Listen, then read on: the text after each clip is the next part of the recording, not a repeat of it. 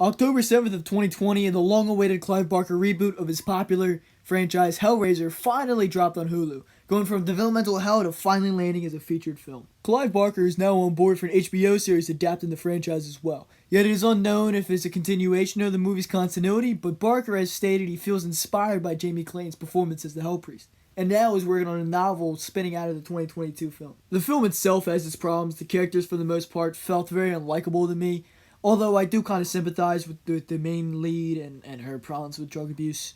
And I thought it was kind of interesting, the reveal of Trevor being her boyfriend, betraying the group the whole time, which I kind of saw coming and I kind of didn't.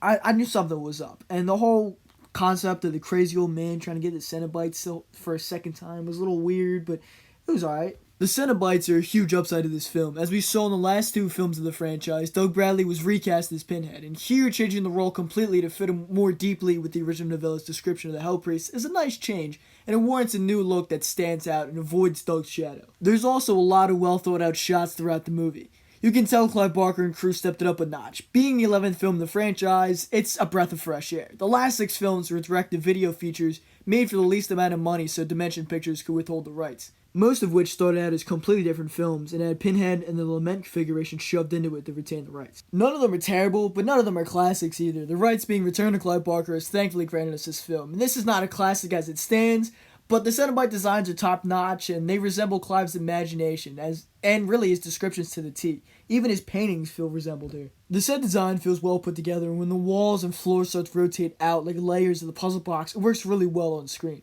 The Lament configuration itself was well handled, and I like the breakdown of the layers and the new lore here. The end with the maze and the Leviathan's giant Lament configuration sky thing, or the Leviathan itself, whatever it may be, coming down is just such an amazing shot that I think will stick with the franchise for years to come. It feels at home with the first 2 films, yet with a new spin taking things to a different level and a different direction completely. There's some inconsistencies with the rules set in place, with the rich guy Roland having a strange motive that seems written on the fly, and the Cenobites' rules seem to take a 180 on it.